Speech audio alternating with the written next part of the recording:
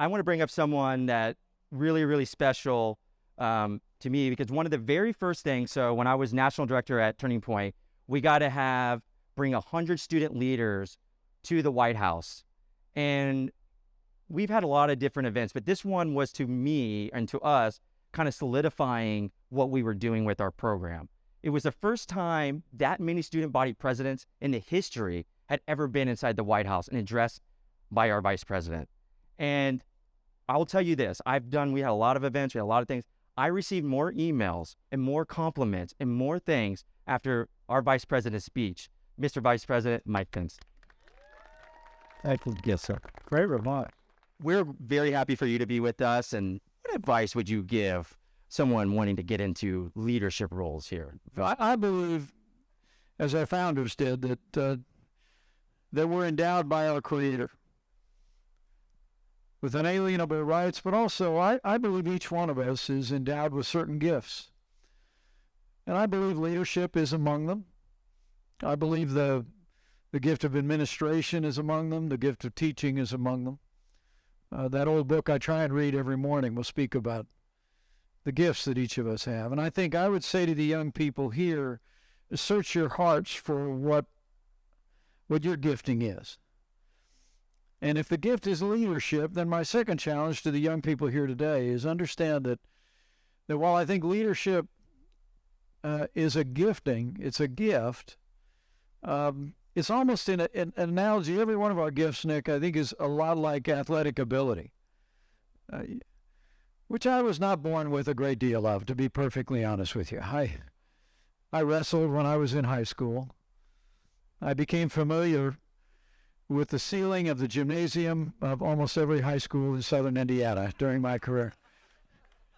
And wrestlers in the room will get that. But look, I think leadership is a gift like any other gift, and that is that you have the gift, then what you have an obligation to do is develop it. And leadership can be learned. And I think in this time in your life, there's probably nothing more important than investing in developing the gifts that you have, and most especially the gift of leadership. The last thing I'd say about leadership is, remember, if you're out leading and no one is following, you're actually just taking a walk. And at its very core, I would encourage young people here to remember, people follow people that they trust. And so my other admonition to you is become men and women of integrity at this time in your life. I mean, the most important decision I've ever made in my life was when I put my faith in Jesus Christ as a freshman in college in 1978. But whenever you draw your strength, I encourage you to draw from that wellspring and develop the qualities of the inner man and inner woman that'll encourage people to follow you, not just the age you are now, but all throughout your life. Because I truly do believe that character is destiny. And if the young people here in this movement, in the Lincoln Institute, will develop the qualities and the habits of leadership, if you'll develop the character of leadership, I know you will lead California to a boundless future. I believe it with all my heart. Thank you, Ms. One thing that these young people deal with, and our leaders here, is just for the most basic things, just for having basic conservative principles, they get attacked a lot. How you deal with the attacks. I remember speaking, my son, by the way, I have not mentioned the second greatest blessing of my life was the day that Karen Whitaker agreed to become my wife 37 years ago. She's with us tonight. We're delighted to be back here at the Mahoney's house, and I would tell you, anything that I've accomplished, we've accomplished in our life. And but our greatest accomplishment is our kids. My son is a fighter pilot in the United States Marine Corps. My daughter, Charlotte, is a best-selling author who writes for the Daily Wire, Charlotte Pence Bond. And our youngest daughter went to Yale Law School and is currently serving the country in the U.S. Attorney's Office. I was on the floor of the Congress years ago, And I was taking a lot of incoming rounds from some Democrats that were going after my position in a particular debate. And an old fighter pilot, the late Sam Johnson, who was a POW in Vietnam, walked up to me after I'd been hit more than a few times from the podium. And he put his hand on my shoulder, sometimes the way older men will do with younger men, and he said, "Mike, remember they only shoot at you when you're over the target." Right? And so the first thing I would say to you is, if they're shooting at you, young men and women, you are over the target. All right? And secondly, I love what Winston Churchill said once about criticism. He said, "Do you have enemies? Good." And that means at some point, sometime in your life, you stood for something.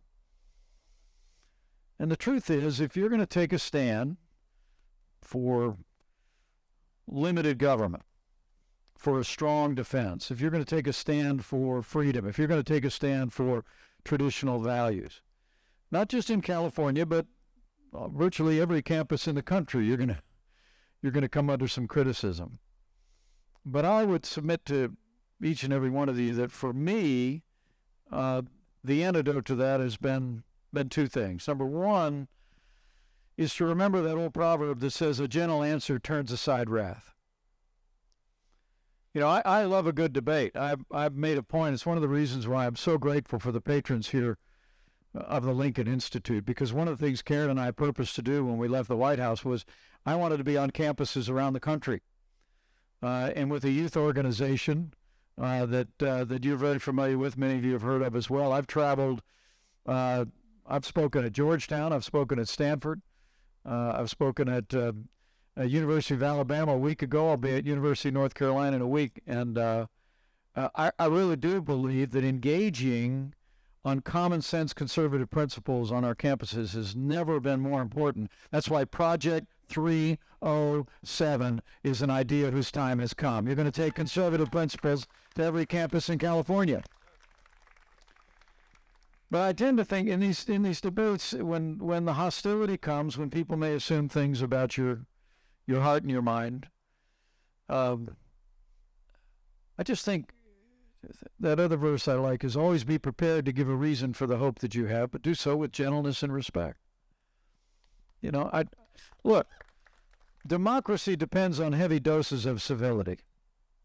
It does. It's the reason why in the legislature here in California, in the Congress of the United States, you have these old rules about debate where people refer to my good friend and the gentle lady from California. That sounds very arcane, but where it comes from is the notion that civility demonstrated in dialogue in the public square makes it possible for you to perhaps find common ground. And so I just would first encourage you to always remember to answer, but answer with respect and with civility. And secondly, remember, submit to you that when you are taking a stand for freedom, when you're taking a stand for free market economics, when you're taking a stand for all the values and ideals that are at the heart of the American dream, I'm convinced that many more are with us than are with them. It's one of the things I get most excited about with the Lincoln Institute, is simply by standing up on campus, you all have already found people that have come up to you and said, "Hey, I'm a conservative too," or I share the same values that you do. And so I just encourage the young people here to be willing to respond with patience and kindness, and secondly, be willing just to stand and understand that while there may be arrows coming from one direction, there are many people around you that are watching you take a stand, are being encouraged by it, and they themselves will be drawn to the leadership that you're providing. I promise you it works that way. It does.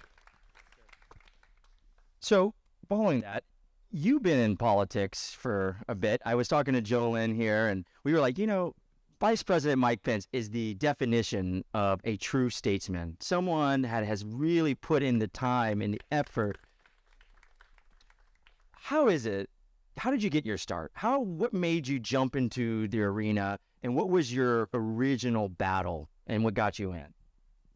Well, for me, I would tell you that I didn't grow up in a political family in a small town in Indiana. My grandfather immigrated to this country from Ireland. He drove a bus for 40 years in Chicago, Illinois.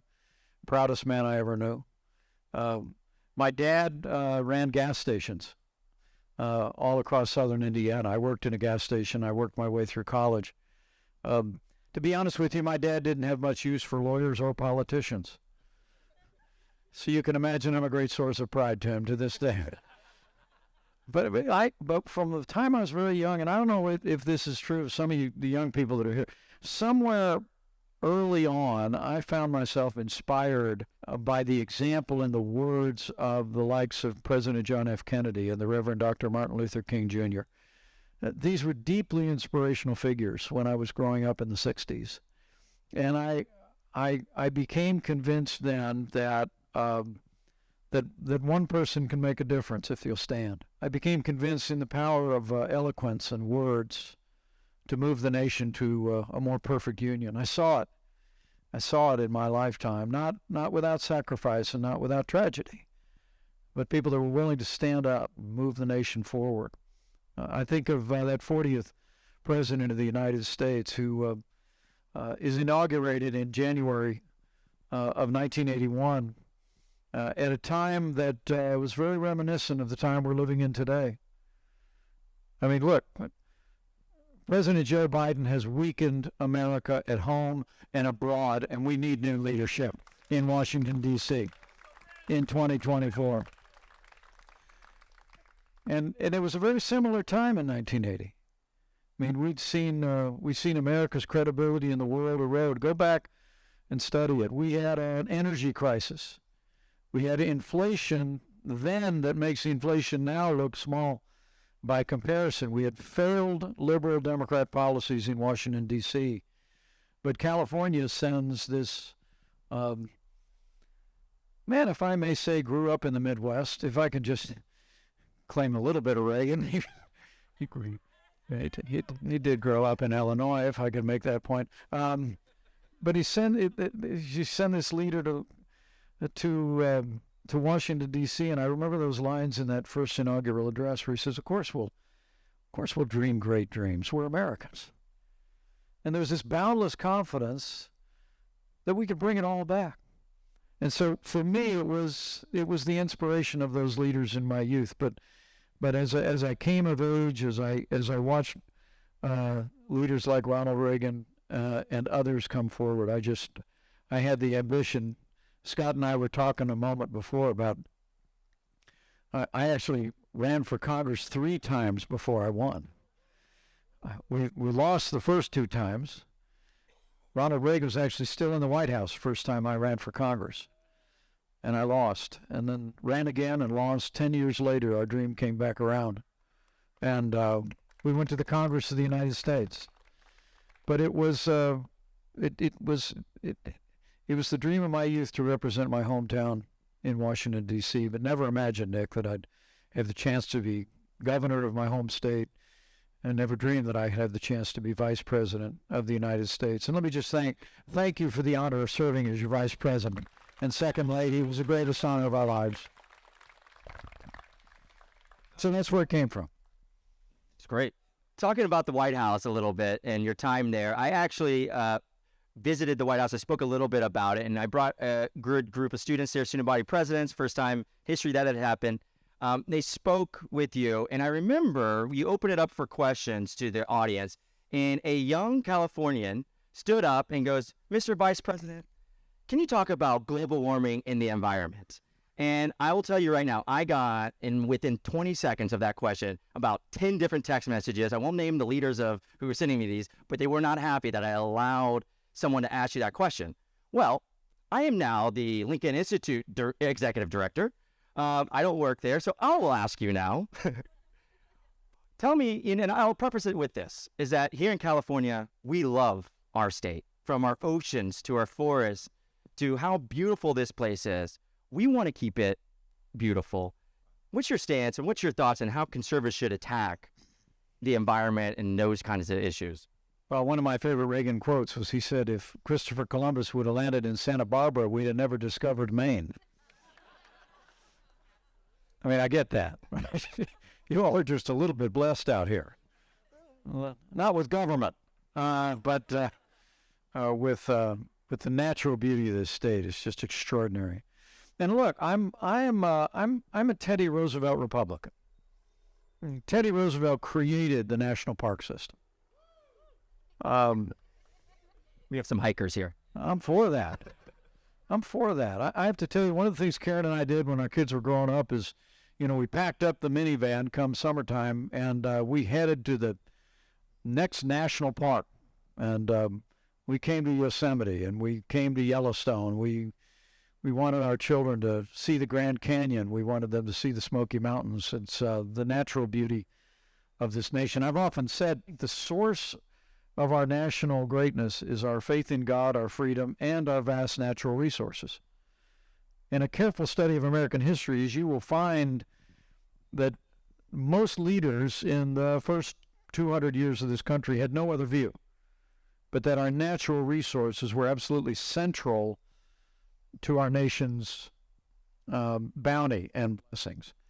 And I think Republicans would do well to return to a vision of conservation that Teddy Roosevelt first articulated, to understand that we are the stewards of the land, and but also to understand that there is a truism of history that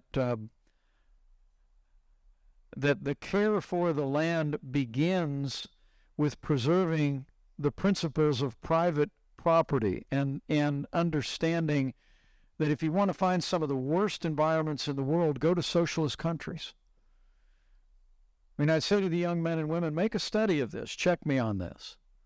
You go to socialist countries around the world where presumably control of the environment is operated out of a command and control government system, and you'll find some of the worst environmental conditions in the world. Here in the United States, where we respect private property, where we have a judicial system that protects those rights, and where we have common sense regulations, the United States of America, the freest, most prosperous nation on earth, also has the cleanest air, water, and land on the planet. And we ought to tell that story. That's a byproduct of freedom. And with regard to the issue that I know is of great concern and a source of alarmism of many on the left, the issue of climate change, I think what we owe to one another is what the facts are, not just the rhetoric. I mean, the truth of the matter is that the global temperature is changing in a very small way, and will change over the next 100 years. Now, the cause of that is a matter of scientific speculation. And the way to address it, therefore, is also a legitimate means of speculation. And but I think that what we ought to be talking about, if there is an objective to reduce CO2 emissions, in the hope that that has a positive effect, we ought to be doing so in a way that unleashes American energy. We're the Saudi Arabia of natural gas. This administration ought to end the war on energy, and we ought to have a natural gas boom in America. And the time has come for us to return to nuclear power in America, which is zero emissions. So I think we engage on these issues, but we don't apologize for it, because I honestly think it's important to point out that in this free society, we've created the conditions in our environment that are the envy of the world. And in terms of these larger challenges, that we meet those in a way that preserves the free market and preserves that economic freedom and doesn't unduly burden the American people and give the rest of the world a pass, which is another part of that debate. Yes. You mentioned in here being unapologetic. I hear you say that a lot. And I have just a question in the sense that there's a lot of issues right now that people can be very squishy on and can be want to take a very middle and it's hard to, and they want to try to make everyone happy. It's hard to be unapologetic. It's a very difficult thing to do. Can you talk a little bit more about that and standing up against and staying your ground on some of these issues and how that is? Well, I mean, for me, I couldn't be more proud to have been a small part of an administration that appointed 3 of the justices to the Supreme Court that gave America a new beginning for the right to life. But I said to people, we've not come to the end of the debate over the sanctity of life. We've come to the end of the beginning. And now the Supreme Court essentially has returned that question to the states and the American people.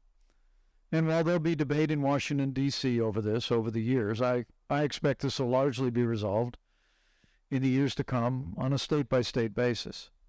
And I think the key on that question, on the question of the sanctity of life, Nick, is a combination of letting your yes be yes and your no be no, but also surrounding your principled stand with compassion. I mean, I must tell you that I really do believe, and Karen and I have been involved in the right to life cause for as long as we've been married, as long as we've been in public life. And I really do believe that that in the days ahead, as we let people know where we stand on the unborn, we ought to say we're just as committed to the newborn in this country. That we're committed to supporting women that are facing crisis pregnancies, that we're committed to adoption reform in America that makes adoption affordable for every family in the country. I really think if we bathe this issue and others like it in a combination of principle grounded in your values, whatever they are, but then surrounded by compassion, we'll be able to make progress in this country toward restoring the sanctity of life to the center of American law. And I think that's equally true on every challenging issue. In my years in Congress and as governor, as vice president, I've never had people begrudge me the values that I hold, and because I've never begrudged them the values that they hold. And I think that it's important that we show compassion to one another, we show respect to one another, and I really do believe that's the pathway forward. But at the end of the day, however many times around the sun I've got left, I'll continue to work with that combination of principle and compassion to restore the sanctity of life to the center of American law. Thank you, sir. So just kind of came to my mind. We didn't discuss this one, so I might throw a little curveball here. So there's a lot of stuff internationally happening right now. Just get it. There's just so many issues happening. We're, as young people, there's from Ukraine and going on. There's some recent leaks and recent stuff that came out. Does it change what's your thoughts on Ukraine and your opinion on international? I would say just open it wide. What's America's stance internationally? Sure. Does any of the things that have currently happened in the news change your stance or opinion on any of the things that we're going through right now? Well, let me say I spent years on the International Relations Committee in the Congress. I traveled the world as vice president.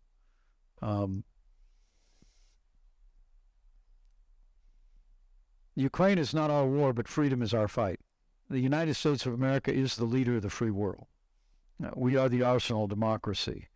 And I believe that we need to continue to stand with the courageous fighters in Ukraine and give them the means to fight and repel the Russian invasion.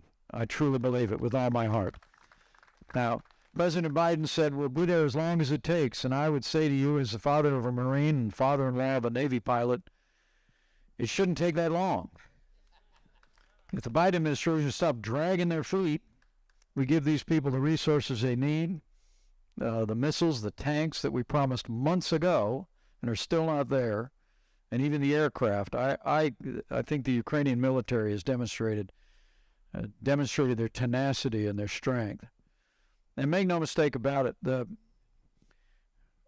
Russia is responsible for that unconscionable invasion. But I want to point out,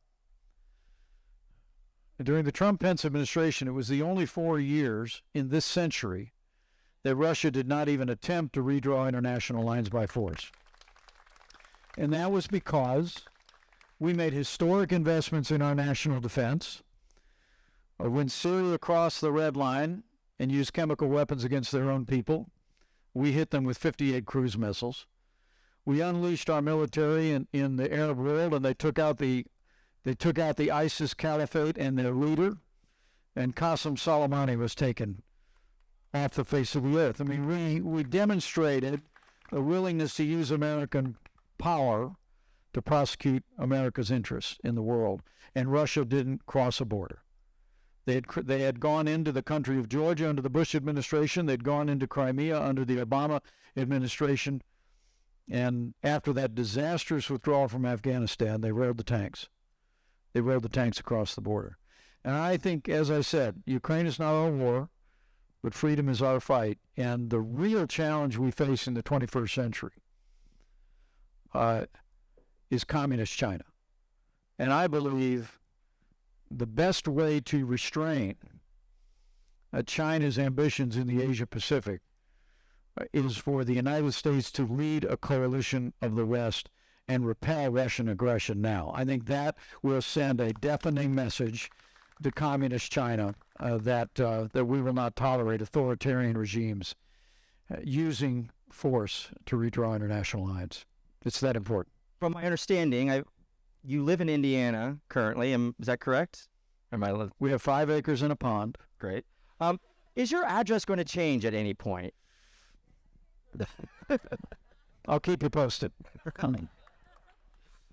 And no, I'll tell you, Karen and I have been given prayerful consideration to maybe re-entering public life, and my our motivation for that, and I have nothing to announce today, but it's because I think this country's in a lot of trouble.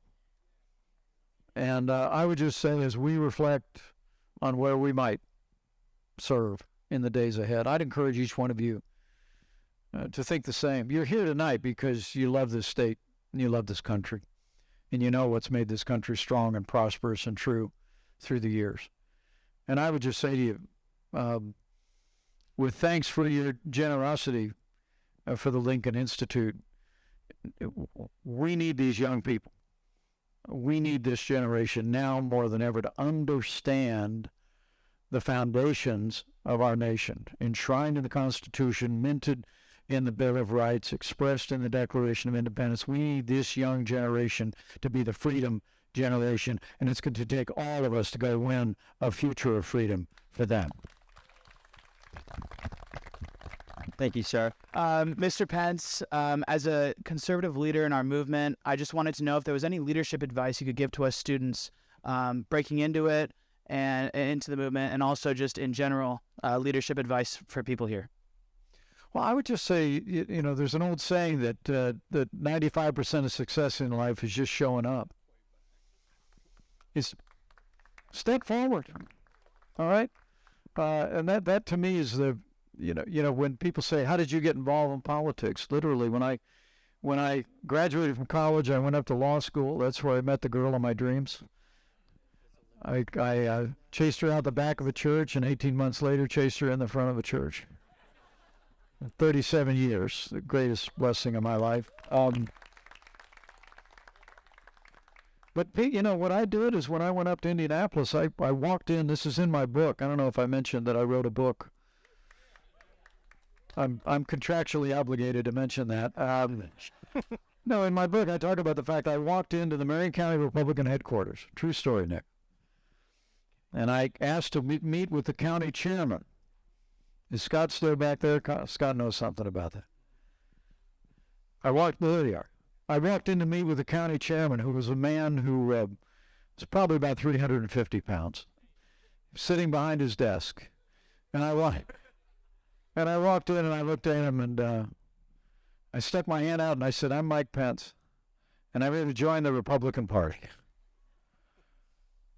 And Chairman Sweezy looked up at me with a little bit of irony and said, it's not really something you join. I mean, we're glad to have you, but I could tell I was the only person in the room that thought that was a big deal. But they put me to work, and I first became a precinct committeeman, and Karen and I worked our neighborhoods, and we canvassed neighborhoods, and we turned out the vote, and one thing after another led to the day that I had a conversation a few short years later when somebody said, well, what do you want to do? So I really would encourage you, and I didn't say it before because I shared a lot of my thoughts about leadership and developing those qualities, but let's encourage each one of you, just step forward. You know, whether it's running for a campus position, as Nick's had so much success and some recent success here in California, but step up and be counted. And when it comes time to get involved in campaigns, we run these campaigns every couple of years, don't we, Scott? Go find a great candidate. You don't have to look too far tonight. Go find a great candidate and say, I just want to come and help. I want to stuff envelopes. I want to make phone calls. I want to knock on doors. And I promise you, because I've shaken hands with every one of the bright, promising young men and women who are here, there's not a candidate for public office in the Republican Party in California that wouldn't love to see you walk into their headquarters and say, how can I help? And there will be opportunities that open before you, and I know what I'm talking about. You know, if you step forward and offer to just help and volunteer and assist in politics, I could just tell you, keep your arms and legs in the ride at all times, because you never know where God is going to take you. And I'm living proof of that. Thanks, sir. Thank you, man. Okay. My name is Savannah Witt. I just graduated from University of California, San Diego, and Congratulations. thank you. That's good. I'm now going to Johns Hopkins University. Oh, wow. My parents, worked in politics and the Reagan era in California. I was wondering if you would go into depth more about the challenges that you face as a leader and also how you've overcome them and what advice you would give to all of us young leaders about the adversity that we are facing here in California, which is kind of different than what our parents might have gone through. Have faith in the principles of the American founding. Okay? I mean, we have a very specific form of government. It's described in the Constitution. It's a republic. It's a limited government. The reason I'm a Republican is because I believe in the principles, the values articulated in the Declaration, but the principles in the form of government outlined and framed in the Constitution of the United States.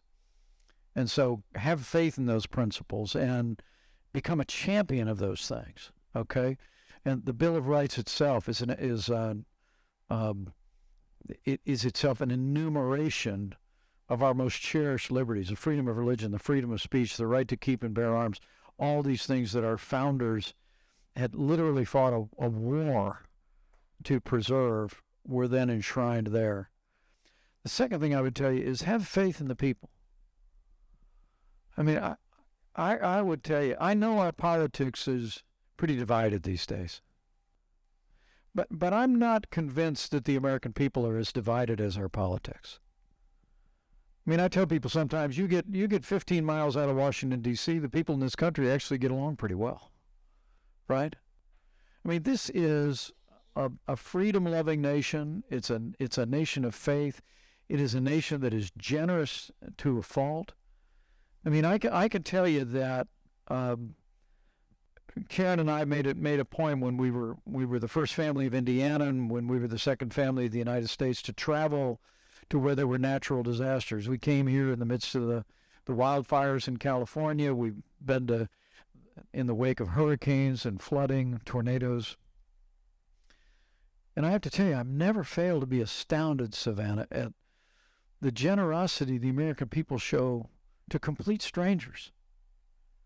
I mean, when those tornadoes tore through the South last month, I promise you that the roads were filled from all points on the map with people that loaded tools and water and supplies in the trunk of their car, in the back of their minivan, and just drove to find somebody they could help. I mean, that's the character of the American people. And I truly do believe the challenge that we have in this country today is We just have to have government as good as our people. So have faith in the American people as you go forward. Have faith in the principles of our founding. Have faith in the American people that if you hold that banner of freedom high on campuses or in communities of every background and every experience in California, people will rally to your cause. And lastly, I'd remember that we're the only nation in the history of the world that was founded on the notion that we are endowed by our Creator with certain inalienable rights, that we get these rights not from legislatures, not from sovereigns, not even from charters, but that we get them from God. And I truly do believe that from the very founding of this nation, God has blessed America. And I truly do believe if we'll renew our faith in Him, He'll lead California, and California will lead America back to a boundless American future. So help us God.